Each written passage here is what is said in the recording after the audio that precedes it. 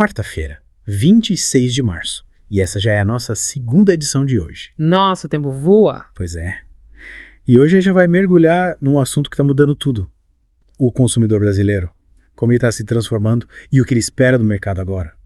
O consumidor brasileiro está cada vez mais exigente. A ideia é que você, nosso ouvinte, saia daqui entendendo direitinho essas mudanças no comportamento de compra. Tanto para você mesmo, como consumidor, como também para quem trabalha com vendas ou marketing. Ou até mesmo para quem tem um negócio próprio, né? Exatamente. A gente quer te dar as ferramentas certas para você navegar nesse novo cenário. E para isso a gente se preparou, viu? A gente foi atrás de várias fontes para ter certeza de que a gente está te dando uma visão completa. A gente tem aqui um super estudo da GS1 Brasil, com mais de 4.000 entrevistas. É um material bem completo. Também vamos usar análises da Kantar e da Stefanini, que são especialistas em tendências de consumo. E claro, a gente não podia deixar de fora as reportagens do Meio Mensagem.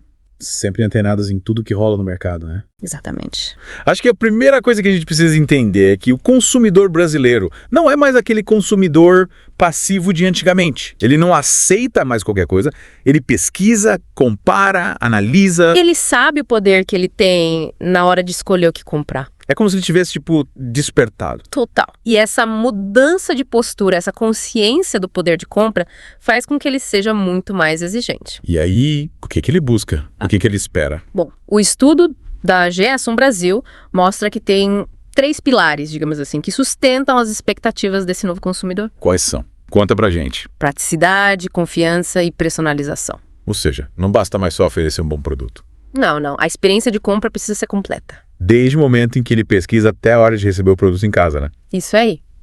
E se em algum ponto dessa jornada ele se sentir frustrado, ele vai procurar outra marca, outro fornecedor. A concorrência tá aí pra isso, né? Com certeza. E falando em pesquisa, outro ponto que a gente precisa destacar é a influência da informação na hora da compra. Hoje em dia as pessoas têm acesso a tanta informação. Um mar de informação, né? E isso impacta diretamente a decisão de compra. Sem dúvida. O consumidor não se baseia mais só na propaganda ou no que o vendedor fala. Ele vai atrás de outras fontes. E quais são as fontes que mais influenciam esse novo consumidor? Olha, a pesquisa da GS1 Brasil mostra que a opinião de outros consumidores tem um peso enorme. Tipo avaliações em sites, comentários em redes sociais. Exatamente. Em 2024, essa foi a principal fonte de influência na decisão de compra, superando até os sites dos fabricantes, parentes e amigos. Nossa, é muita gente buscando a validação de outras pessoas antes de comprar. É a prova social em ação. E os sites dos fabricantes? Eles ainda têm relevância? Sim, apesar da força da opinião de outros consumidores, os sites dos fabricantes também estão ganhando cada vez mais importância. Faz sentido. As pessoas querem informações mais detalhadas sobre o produto. Querem saber a procedência, os ingredientes, as características técnicas. E também querem ter certeza de que a informação vem de uma fonte confiável. Exatamente. Em 2022, 50% dos consumidores se sentiam influenciados pelo site dos fabricantes. E esse número subiu para 60% em 2024. Isso mostra que as marcas precisam investir em sites completos com informações claras e relevantes. O site da marca se tornou uma vitrine importantíssima, né? Sem dúvida. E além do site dos fabricantes e da opinião de outros consumidores, quais outras fontes influenciam na hora da compra? Bom, a gente tem os parentes e amigos, né?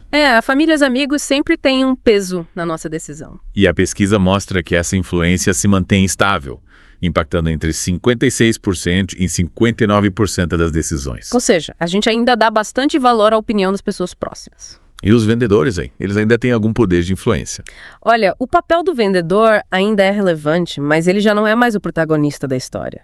Antigamente o vendedor tinha um papel central na decisão de compra, né? Ele era o detentor do conhecimento sobre o produto, a principal fonte de informação. Mas hoje, com a internet, tudo mudou. O consumidor chega na loja já sabendo o que ele quer. Exatamente. E a influência do vendedor fica um pouco acima dos 40%. Ou seja, ele ainda é importante, mas precisa se adaptar a essa nova realidade. Ele precisa ser um consultor, um especialista que ajuda o cliente a encontrar a melhor solução. E tem uma figura que, até pouco tempo atrás, bombava nas redes sociais e influenciava muita gente. É o influenciador digital. É verdade. Será que eles ainda têm o mesmo poder de persuasão? Aí que tá, os dados mostram que a influência dos influenciadores digitais caiu bastante. É mesmo? Sim, em 2023, 65% dos consumidores se sentiam influenciados por eles.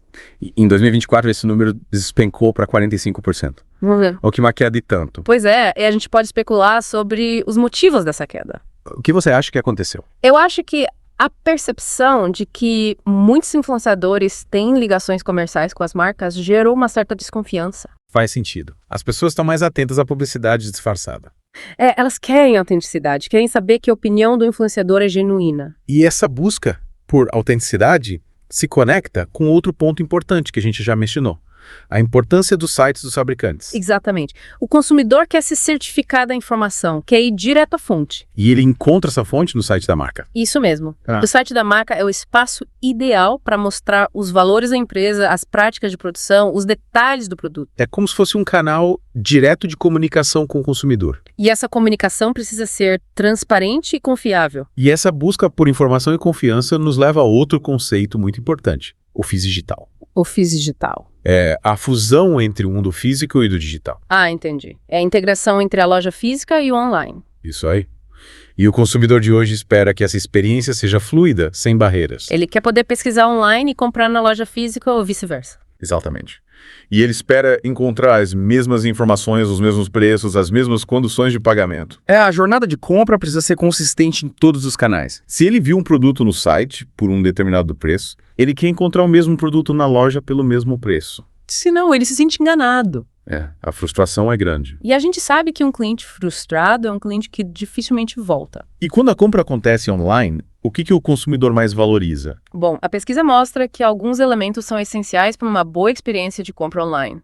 Quais são? Primeiro, a identificação clara do produto. Ou seja, fotos de qualidade, descrições detalhadas. Isso aí. O consumidor precisa ter certeza de que está comprando o que ele realmente quer. E a gente sabe que no online a gente não tem a possibilidade de pegar o produto na mão, né? Exatamente. Então, as fotos, as descrições, tudo isso precisa ser impecável. Segundo ponto importante.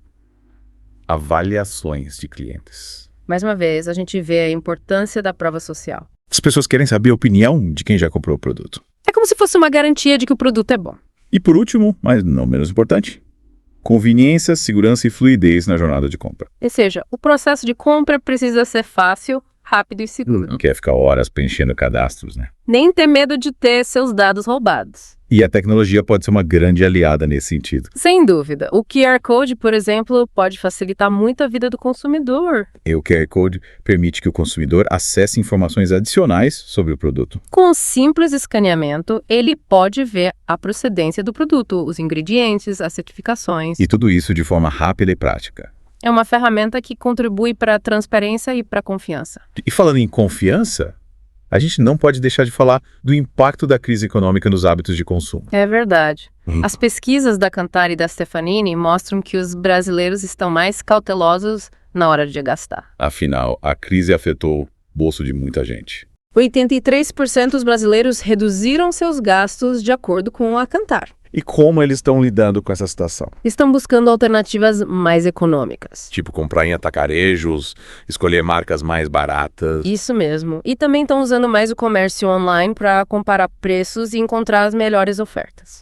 O online se tornou um grande aliado na hora de economizar. Sem dúvida. E essa cautela na hora de gastar se reflete em uma busca por um equilíbrio entre o bem-estar e o planejamento financeiro. É como se as pessoas estivessem repensando seus hábitos de consumo. Elas querem cuidar da saúde, do corpo, da mente, mas sem gastar muito. E essa mudança de comportamento impacta diretamente o mercado. As empresas precisam se adaptar a essa nova realidade. Elas precisam oferecer produtos e serviços que atendam a essas novas necessidades. E precisam ser transparentes em relação aos preços e às condições de pagamento. E a gente também precisa falar da influência dos novos hábitos de vida no consumo. A gente está vendo uma mudança de comportamento em relação à alimentação, aos cuidados com a saúde. As pessoas estão mais preocupadas em se alimentar bem, em praticar exercícios físicos. E isso impacta diretamente o mercado de alimentos, de produtos fitness, de serviços de bem-estar. E essa tendência veio para ficar. As empresas precisam estar atentas a essas mudanças e se adaptar a elas. E tudo isso que a gente conversou até agora nos leva a uma palavra-chave: transparência. A transparência é fundamental para conquistar a confiança do consumidor. Ele quer saber a origem dos produtos, os ingredientes, as condições de produção. Ele quer ter certeza de que está fazendo uma escolha consciente. E as empresas que não forem transparentes correm o risco de perder clientes. A transparência precisa estar presente em todos os aspectos do negócio. Desde a comunicação, até a forma como o produto é fabricado e entregue ao consumidor. E a tecnologia pode ser uma grande aliada nesse processo. O QR Code, por exemplo, pode ser usado para dar acesso a informações detalhadas sobre o produto. A rastreabilidade dos produtos também é uma forma de garantir a transparência. O consumidor pode acompanhar todo o caminho do produto, desde a origem até chegar na sua casa. Isso dá a ele a segurança de que está comprando um produto de qualidade que foi produzido de forma ética e responsável. E a personalização que a gente mencionou lá no início, como se encaixa nesse contexto?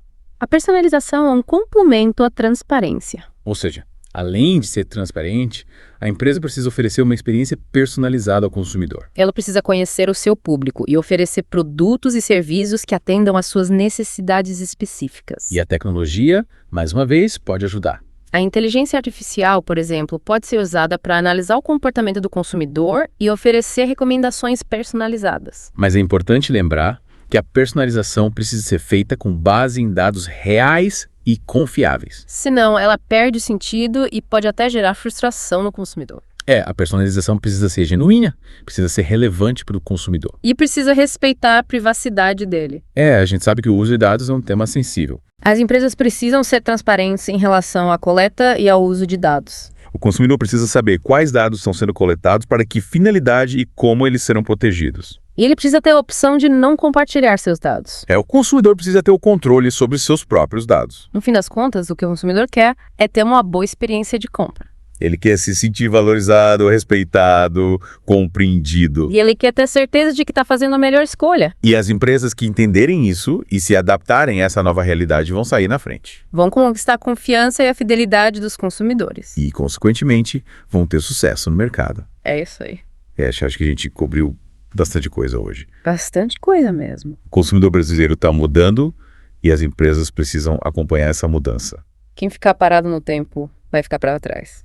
E a mensagem final que a gente deixa para você, nosso ouvinte, fique atento a essas tendências. Use esse conhecimento a seu favor. Seja na hora de comprar um produto, na hora de escolher uma marca ou até mesmo na hora de desenvolver um negócio. O consumidor está no centro de tudo. Entenda o que ele quer, o que ele espera e você terá sucesso. É isso aí. E para quem quiser se aprofundar no assunto, a gente recomenda a leitura do estudo da GS1 Brasil, das análises da Kantar e da Stefanini e das reportagens do Meio à Mensagem. Lá vocês vão encontrar informações detalhadas e análises aprofundadas sobre o tema. E lembrando que o podcast vai ao ar de segunda a sexta, às 7 da manhã, meio-dia e 5 da tarde. É os sábados ao meio-dia. A gente se encontra na próxima. Até lá! Tchau, tchau. Tchau!